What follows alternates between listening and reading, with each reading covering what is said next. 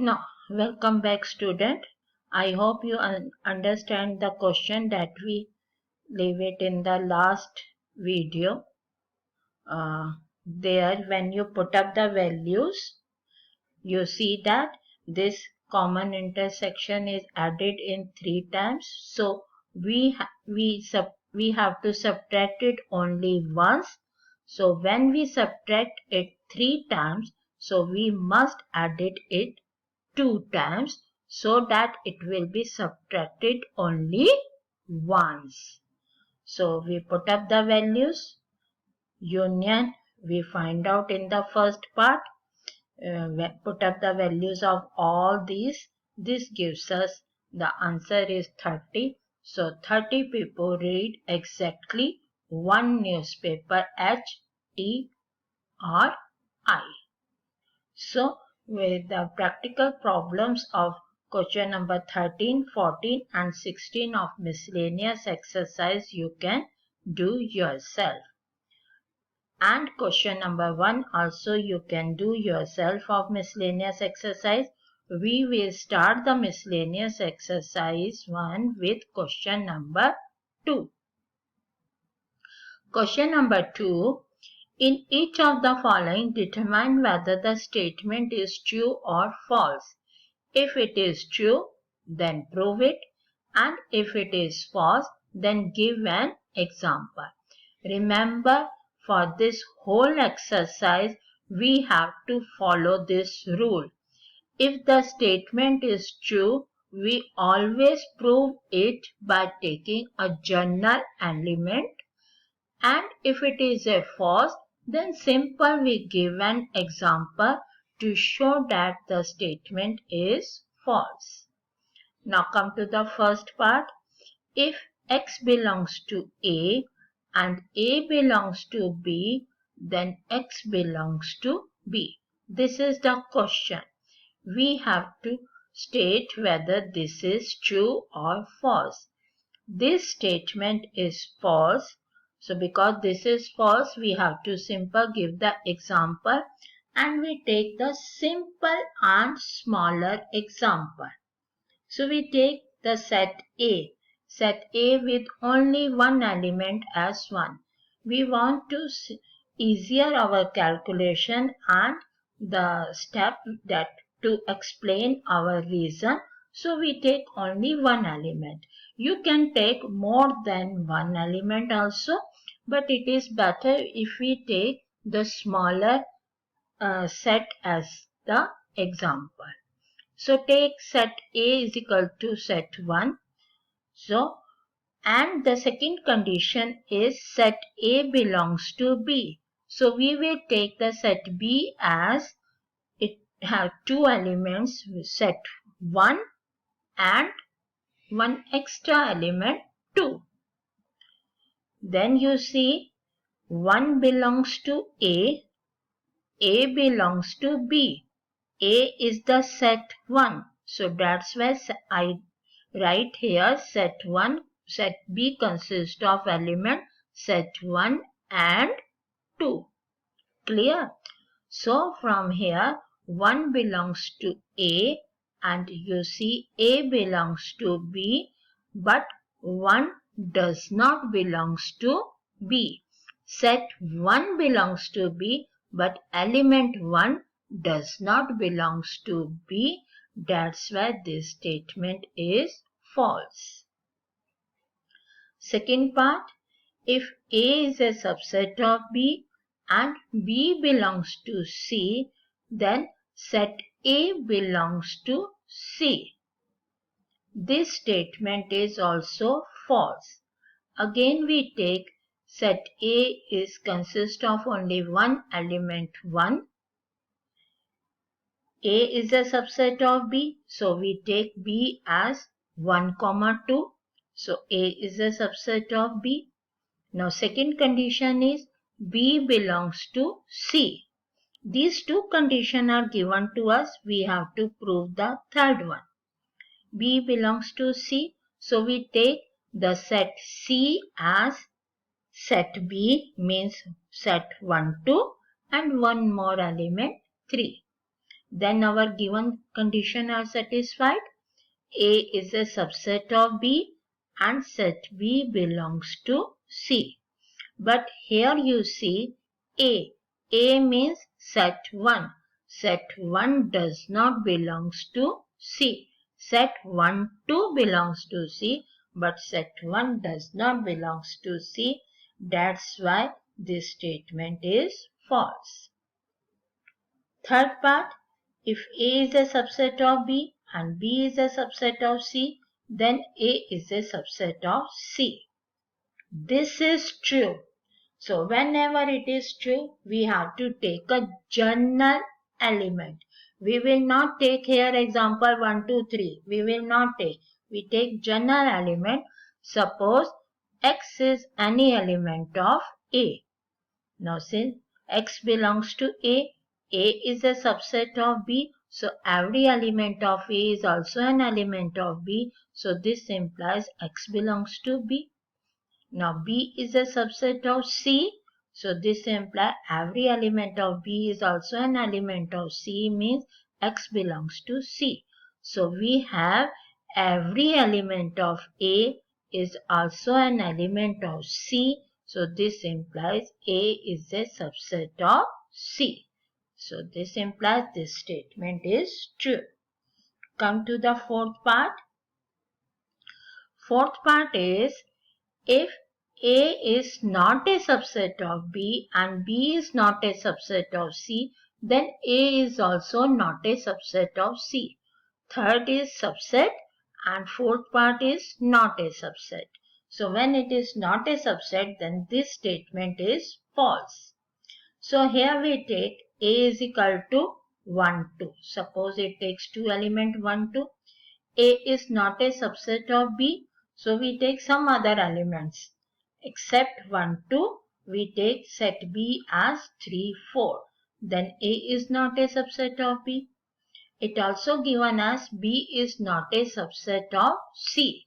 So we take C as 1, 2, 3.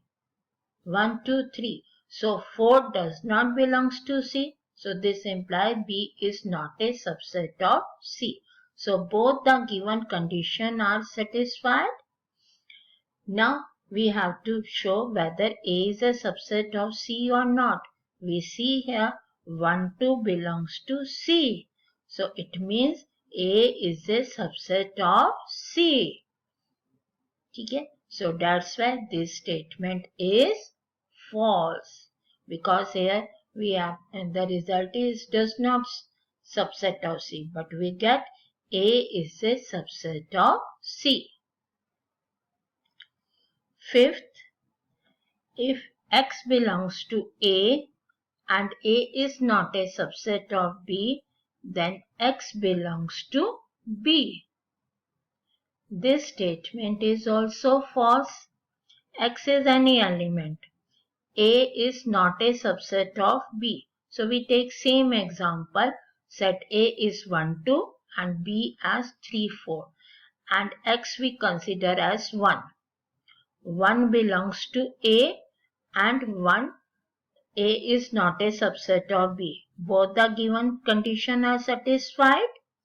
Now check whether 1 belongs to B. No, 1 does not belongs to B. So this implies this statement is also false. Last part, if A is a subset of B and X does not belongs to B, then X does not belongs to A. This statement is true. So we have to prove it generally. So here two conditions are given to us. A is a subset of B and X belongs to B. We have to prove X does not belongs to B. So we have to prove X does not belongs to A. So prove it. So to prove it, there are two possibilities. Either X belongs to A or X does not belongs to A. We have to prove X does not belongs to A. So let, if possible, X belongs to A. X belongs to A. That we assume. assume that X belongs to A. Now A is a subset of B. So this implies X belongs to B. So X belongs to A and X belongs to B, but it is given to us X does not belongs to B. So we get a contradiction. So therefore our supposition is wrong. Hence X does not belongs to A. So this proof. So with this our question 1 is completed. 2 is completed. Now come to the question number 3. Question number 3 is, let A, B and C be the sets such that A union B is equal to A union C and A intersection B is equal to A intersection C. Then show that B is equal to C. So to prove B is equal to C, we have to prove B is a subset of C and C is a subset of B. Remember this we have proved in the first lecture.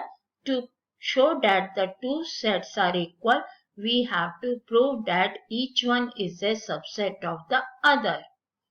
Clear? So we take arbitrary element of B, X belongs to B, and we have to show that X belongs to C. So here we have to prove the result in B and C, but three sets are given to us. Now X belongs to B, then there are two cases, either X belongs to A or X does not belongs to A. क्योंकि हमने तो बेटा B और C में करना है, A में वो belong भी कर सकता है और नहीं भी कर सकता. So we take both the cases when X belongs to A and X does not belongs to A. We consider X belongs to B and X belongs to A. This is our first case. It belongs to both sets. Then it means X belongs to their intersection and A intersection B is equal to A intersection C given.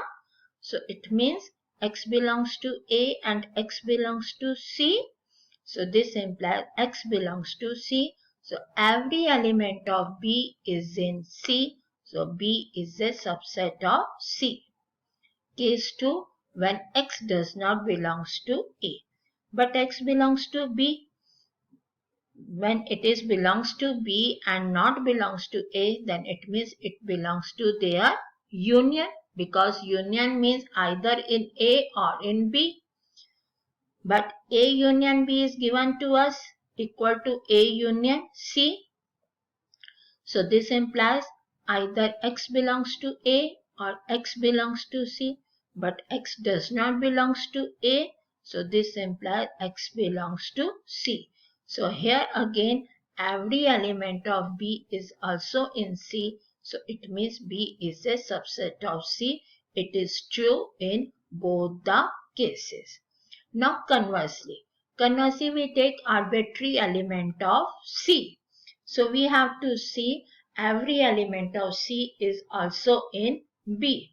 So we take some other element, suppose Y belongs to C.